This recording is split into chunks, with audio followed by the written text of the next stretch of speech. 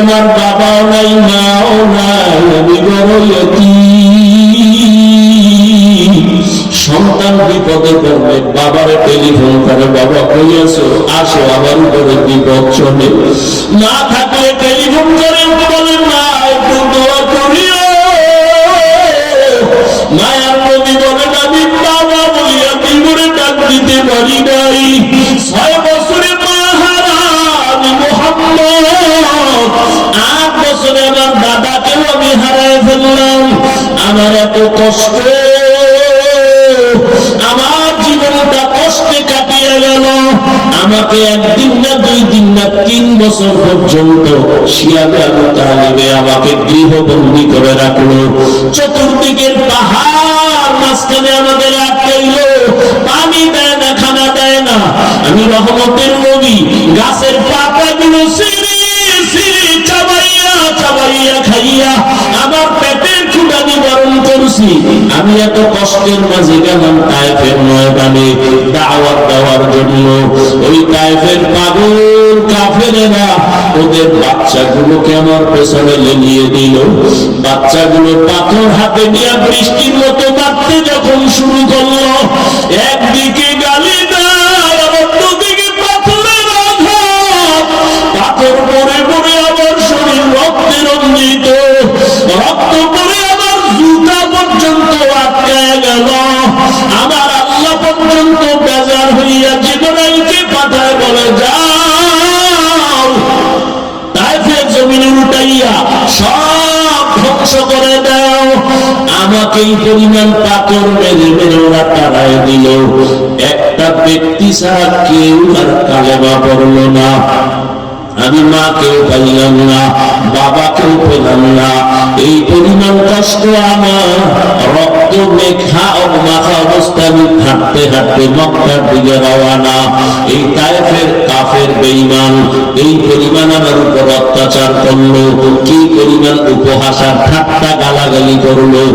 আমি আল্লাহর কাছে একবারও বদদোয়া করি নাই। তবে তায়েফের ঘটনা আমাকে বারবার কষ্ট দেয়, কাঁদায়। এরে নবীর উম্মতের দল, ওই নবী মেরাজ থেকে নামাজ নিয়ে আসলেন। আজকে মুসলমান দাবি করি, বান্দা দাবি করি। বান্দার জন্য মূল কাজ হলো ইবাদত। ইবাদত যারা করবে তারা আসল বান্দা, যার ইবাদত করবে তিনি হলেন আমার আসল মাবুদ। এরে বান্দা দাবি করি, এখন ইবাদতের লাইনে দুর্বল। ও কলিজার যুবক বাবারা, বৃদ্ধ বাবাজিরা, পর্দার আড়ালের মা বোনেরা, আজকে আল্লাহ সন্তান দান করেছে। একটা আদর্শ সন্তান দুনিয়াতে রেখে যাইতে পারলেন না। কি নিয়ে আল্লাহর আদালতে হাজির হবেন? এখনো সময় আছে, তওবা করেন। ও যুবক, স্কুলে পড়ো, কলেজে পড়ো, চাকরি করো, ব্যবসা করো, তোমার মতো কত যুবক দাড়িওয়ালা নামাজির অভাব নাই। স্কুলে পড়িয়াও নামাজ বাদ দেয় না, চাকরি করে নামাজ ছাড়ে না, ব্যবসা করে নামাজ ছাড়ে না। বলো বাবা, তুমি কেন নামাজ পড়তে পারো না? জীবনে আর কতদিন এভাবে গুনাহ করবা? আজরাইল ধাক্কা দিলে আর থাকতে পারবা না। এর পর্দার আড়ালের আম্মা জানেরা, বোনেরা, আপনার মতো কত মা এখনো আছে পর্দা করে, স্বামীর মাল হেফাজত করে, মোবাইলে সময় নষ্ট করে না, আল্লাহর মহব্বত নিয়ে স্বামীর মাল হেফাজত করে। আপনি কেন পারবেন না? একটা আদর্শ সন্তানের মা হইয়া কবরে যান। আপনার সন্তানের ব্যবহারে যেন কোনদিন কোন মুরব্বী কষ্ট না পায়। আপনার সন্তানের আচরণে কোনদিন যেন মা বাবা আলেম ওলামারা কষ্ট না পায়। আপনার সন্তান ডাক্তার হবে, তবে বেয়াদবি যেন না করে। আপনার সন্তানকে ইঞ্জিনিয়ার বানাবেন, কোনদিন যেন খারাপ আচরণ না করে। মানুষ তখন দোয়া করবে। ও পর্দার আড়ালের আম্মা জানেরা, ও বৃদ্ধ বাবাজিরা, আল্লাহ পাক সন্তান অনেকের দেয় না, কত কান্না কাঁদে। আর আল্লাহ আপনাদের সন্তান দান করেছেন। একটা সন্তান যে কোরআন তেলাওয়াত করে দোয়া করবে, এমন সন্তান তৈরি করতে কি পারলেন না? দুনিয়াতে যত ভালো সন্তান আছে, মা বাবার দোয়া, মায়ের অবদানের কারণে। মদিনাতুল মুনাওয়ারা থেকে ভারতের জমিনে আসছেন এক আল্লাহর বান্দা, কালেমার দাওয়াত নিয়া নাম আপনারা সবাই জানেন, খাজা মুঈনুদ্দিন চিশতি আজমিরি রহমাতুল্লাহ আলাইহি। ভারতের জমিনে আসিয়া ভারতবর্ষে দাওয়াত দিলেন। দাওয়াত দিয়া দিয়া লক্ষ লক্ষ বিধর্মী কালেমা পড়লো। খাজা মুঈনুদ্দিন বড় আনন্দিত। একদিন মায়ের সামনে খুব আনন্দ করে মা ডেকে বলে, খাজা মুঈনুদ্দিন এত আনন্দ কেন করো?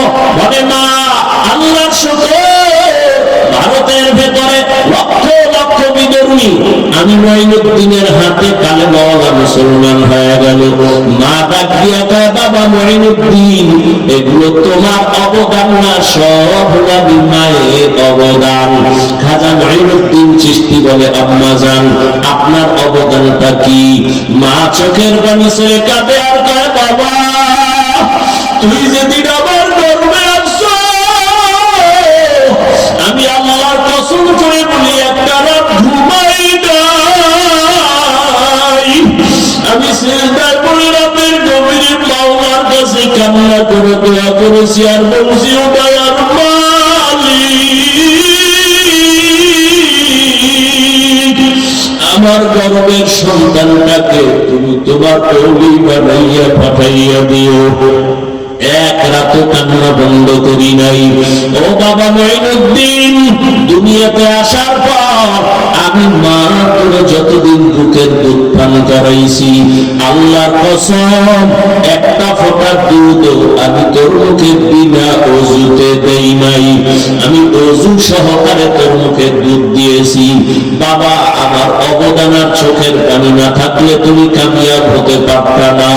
ও আমার আদর্শ নগরের যুবক বাবারা, পায়ে হাত রেখে বলছি, রে বাবা ওই মা বাবা যারা এখনো বেঁচে আছে দোয়া দাও।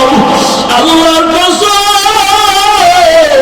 ওই মা বাবার চোখের পানি আর দোয়া ছাড়া আমি হাফিজুর রহমানের চেয়ারে বসতে পারি নাই।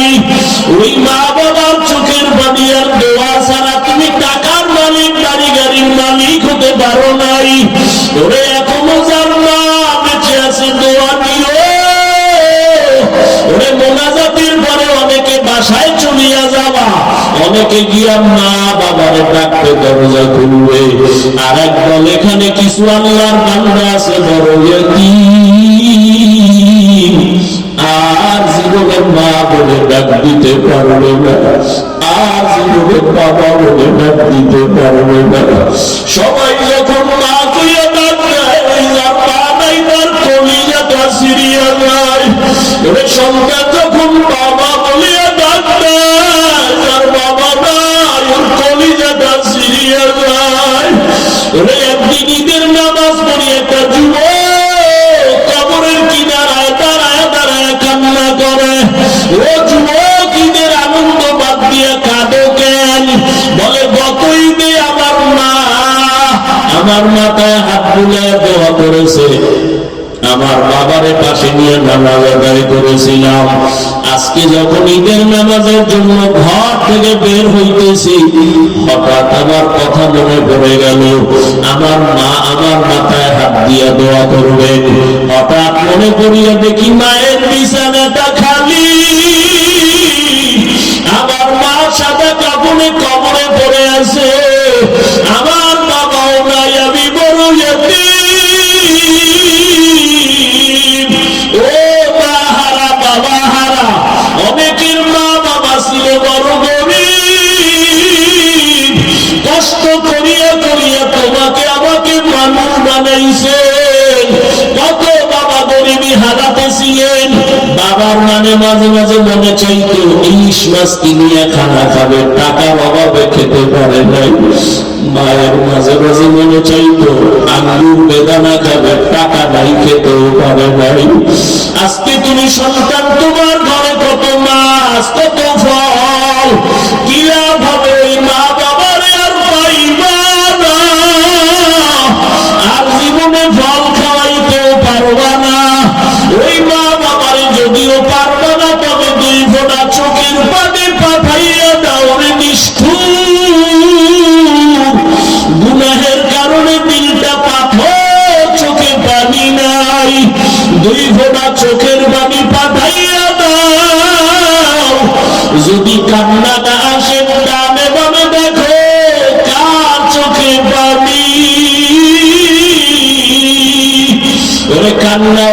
থেকে দোয়া চাও, কান্নাওয়ালার দোয়া খালি ফেরত যাবে না।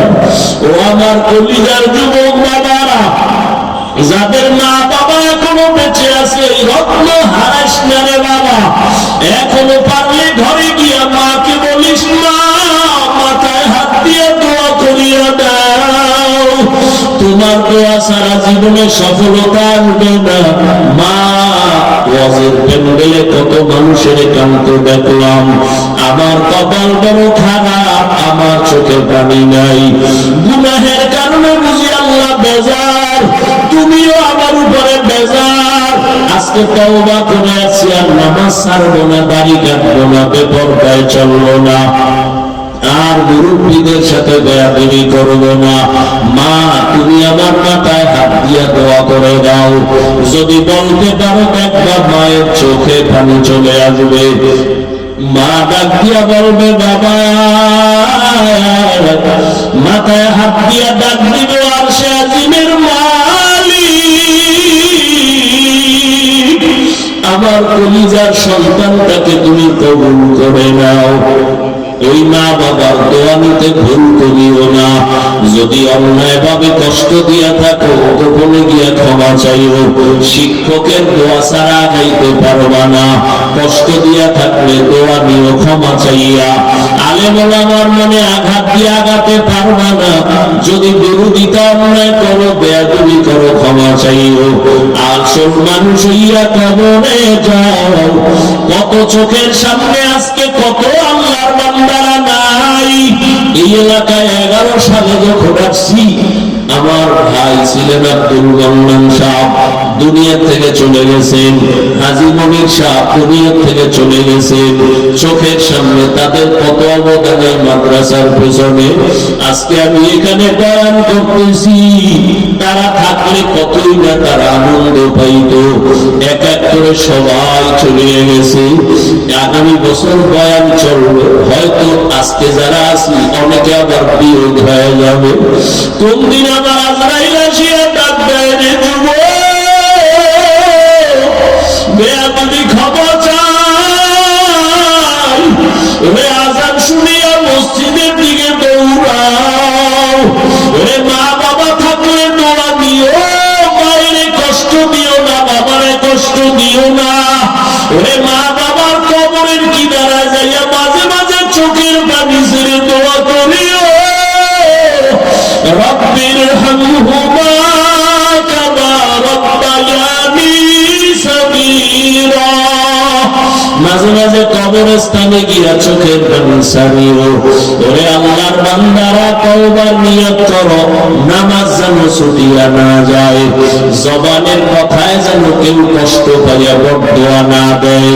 আল্লাহ সবাইকে কবুল করে নেন।